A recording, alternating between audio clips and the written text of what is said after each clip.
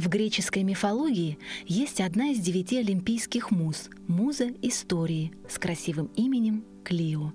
Являясь дочерью бога Зевса и титанки Мнемозины, эта муза зачастую на сохранившихся фресках изображалась со свитком и грифельной палочкой в руках. Иногда она изображается с солнечными часами, так как, по легенде, она наблюдает за порядком во времени. Поскольку в обязанности музы истории входило записывать все великие и героические поступки смертных людей или бессмертных богов, то еще иногда ее изображали с лавровым венком на голове и с книгой и пером в руке.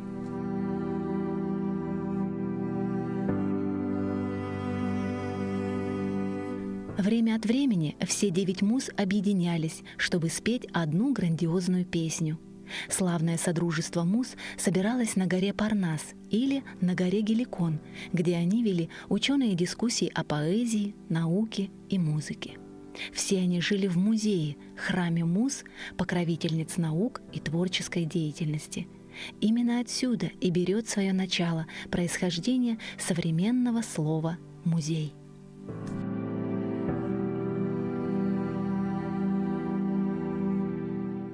Здесь мы соприкасаемся с историей, со старинными предметами, экспонатами. Ведь они когда-то были в личном пользовании и переданы в музей в дар.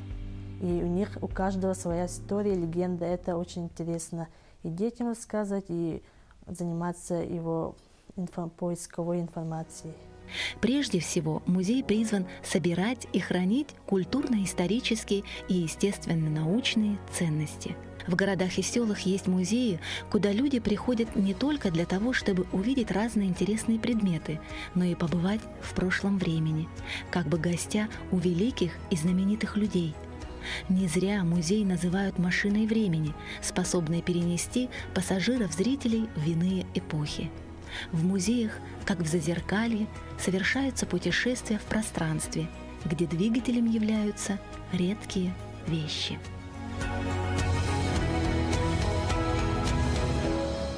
Сегодня мы предлагаем вам увлекательное путешествие во времени и раскрыть безмолвный язык экспонатов Хангаласского Улусного краеведческого музея. Музей-то организовался 55 лет тому назад как общественный музей под началом энтузиаста района Иванова Семена Дмитриевича, заслуженного работника культуры. Семен Дмитриевич был учителем. Он здесь создавал этот музей со своими питомцами, школьниками, пионерами, интернатчиками. Вот так. Иванов Семен Дмитриевич – первый директор и основатель музея. Будучи заведующим Покровского интерната, Иванов стал сочетать свою педагогическую работу с активным сбором документов по истории политической ссылки и революционных событий в Якутии. В 1962 году, благодаря его усилиям, в Покровске на общественных началах был открыт дом-музей Серго Орджоникидзе. Само же здание построили в 1912 году под амбулаторию. Здесь до 1917 года жил и работал фельдшером полицейный революционер Серго Орджоникидзе. Сегодня здание отнесено к объектам исторического и культурного наследия федерального значения. В новую эру развития нашей страны. Мы победители сегодня. Мы торжествующая партия, торжествующий народ, торжествующий рабочий класс. Но всем этим, товарищи, мы обязаны тем, кто организовал нашу партию, кто вел ее от победы к победу, кто провел ее через октябрьские дни, кто на полях гражданской войны защищал и защищал советскую власть и отстоял его. Празднование 90-летия Серго Орджоникидзе отметили очень широко. И возле дома, где он жил, в ссылке, поставили памятник, где было написано: здесь будет сооружен музей имени Григория Константиновича Орджоникидзе. Это было в 1976 году. С этого момента мы ждали строительства нового музея. Весь Улус ждал, даже, думаю, в этом числе и республика вся ждала. Когда же будет, наконец, в этом городе Покровске музей, подавающий, современный музей. До тех пор, пока не было построено новое здание музея, он претерпевал различные статусы. Сначала он был филиалом Якутского объединенного государственного музея истории и культуры народов Севера имени Емельяна Ярославского, а в начале 90-х годов был преобразован в Музей истории Приленских ямщицких станций как раздел Улусного краеведческого музея. Наши предки возили почту по Иркутско-Якутскому почтовому тракту, которому в 2018 году исполняется 275 лет, большой юбилей. На всех почтовых станциях Якутского почтового тракта были установлены вот такие верстовые столбы по проекту иркутского губернского архитектора Лукина. Вот все 63 почтовые станции, которые были от Якутска до Витима. И дальше дорога шла на Иркутскую область, и там тоже было 63 станции. То есть 126 почтовых станций, в которых были переселены русские люди. Они дружат с якутским народом и всегда говорят, что предки говорили, что именно дружба с якутским народом дала выстоять нам. И наши предки, они не уехали обратно, они остались жить и оставили здесь свои корни. —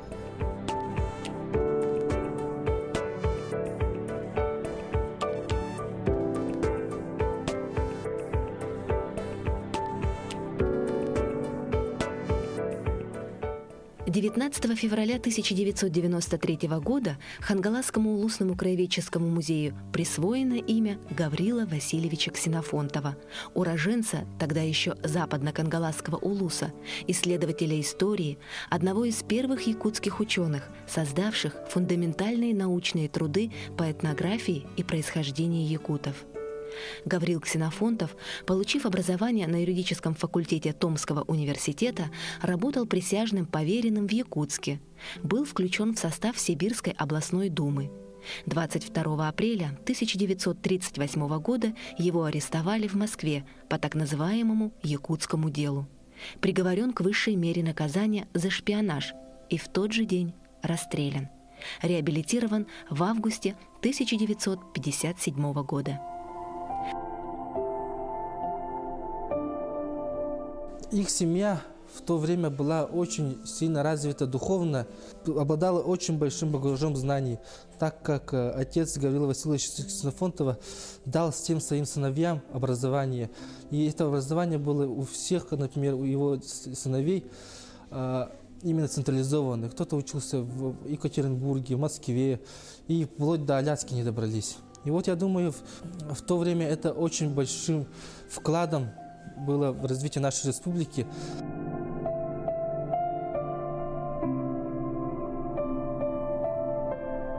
Жизненный путь Гаврила Ксенофонтова – это целая эпоха в истории нашей страны и трагическая страница в истории науки. Но его основная научная идея все-таки верна, ведь только народная память в виде устных преданий хранит сведения о реальных исторических событиях.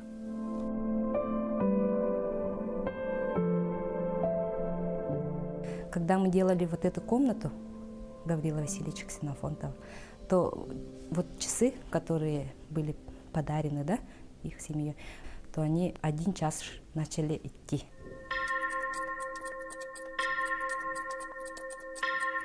И мы почувствовали, что Гаврил Васильевич Ксенофонтов и все его семья, они этот знак дали нам, как бы, что мы открываем для них вот новый музей и будем увековечить, помнить его. Музей — это прежде всего хранилище человеческой памяти. Сюда приходят люди, чтобы прикоснуться к чему-то святому, дорогому, к тому, что хочется запомнить. У многих дома есть свой семейный музей, вещи, хранимые как память о дорогих людях и о важных семейных событиях, альбом, фотографии, картины. В нашем фонде хранится более 5000 экспонатов, и мы считаем, все они, конечно, имеют историю, имеют уникальность. Мы храним в маленьком, конечно, фонде, но стараемся как бы сохранять их первоначальный облик.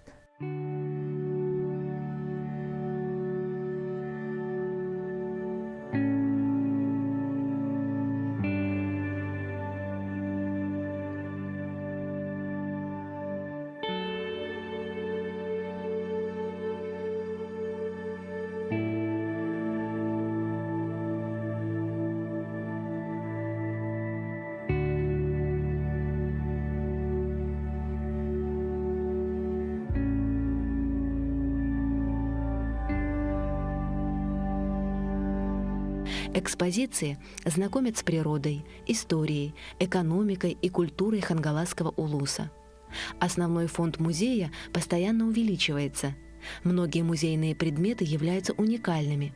Это и череп ископаемого бизона, и древние захоронения воина и коня. Здесь можно увидеть старинное убранство якутского балагана, сельскохозяйственные орудия.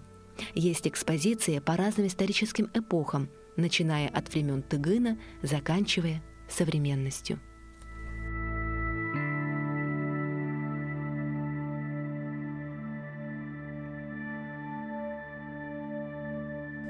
Обычно к нам приносят желающие продлить свою историю, свою раритетность своей семьи, приносят сюда на хранение в музей наш.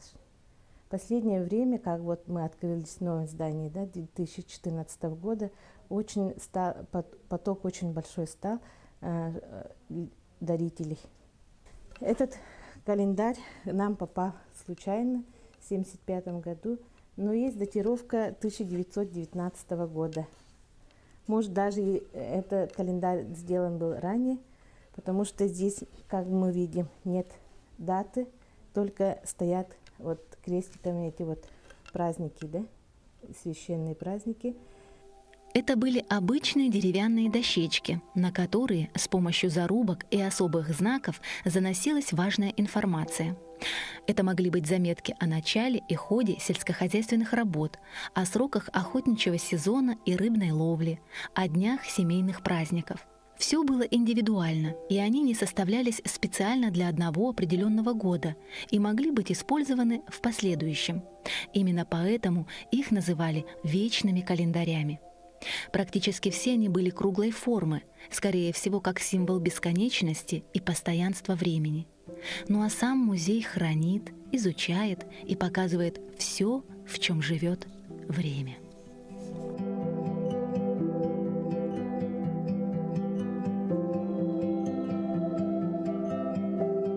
Надо сказать, что время неумолимо бежит вперед, а технологии не стоят на месте. Поэтому, если в силу каких-то причин человек не может приехать в музей и воочию увидеть экспонаты, это с легкостью можно сделать через сайт самого музея. Существует также специальное приложение мобильной версии. Это особенно удобно для путешественников и туристов. Кстати, именно это направление сейчас активно разрабатывается работниками музея. В этом музее отображена вся история Хангаласского улуса, от А до Я. И вот, чтобы туристы и жители Хангаласского улуса, приходя в наш музей, узнали про туристические комплексы, про ленские столбы, потому что наш край очень богат такими местностями. Вот. И наш музей рассказывает именно про эти места, как жили жители Хангаласского улуса в разные времена.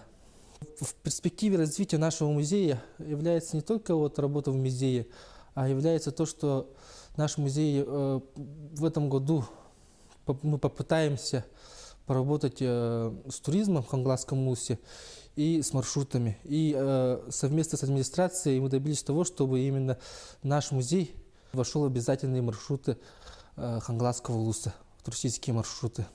В наше время, современные дети, подростки, молодежь очень замкнуты в себе. Они находятся в каком-то другом мире, в виртуальном. Хотим приобщить детей к миру вещей.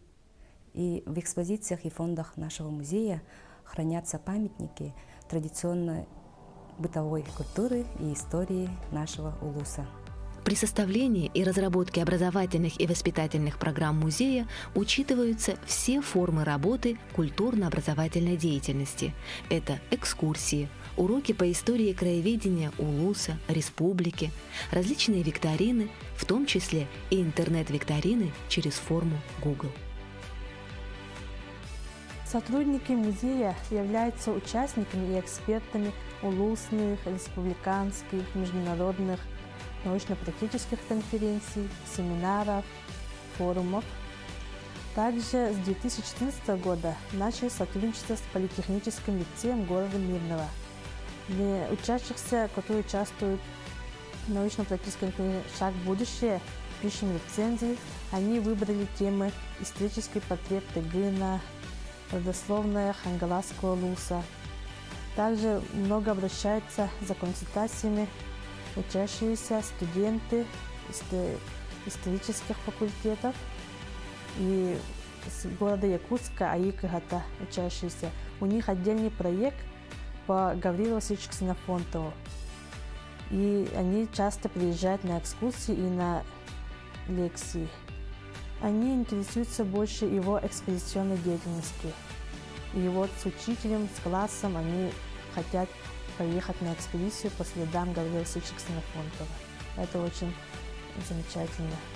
И также в этом году в праздновании Ночь музея, Международный день музея, мы провели первую квест-игру. Это выйти из комнаты, из запертой комнаты.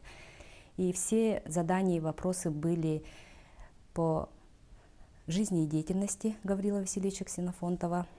И дети должны были пошагово с 1 по 6 задание решить логические задачи, для собрать части пазла.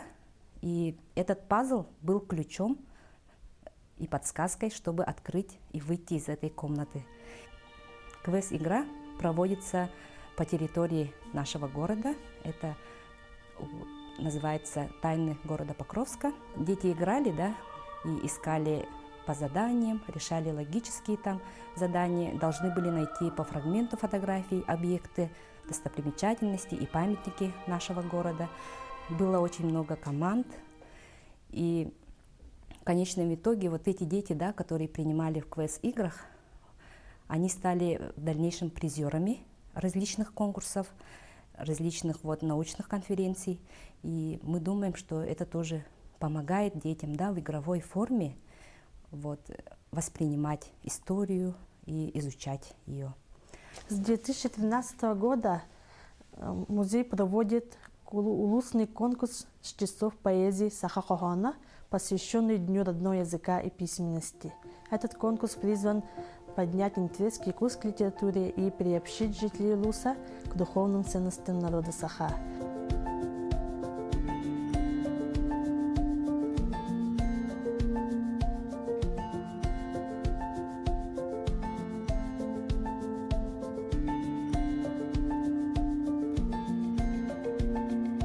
Ну а музей, накопив за долгие годы огромное количество культурных и художественных богатств, не только удовлетворяет интерес любителей истории, но и популяризирует это дело в целом.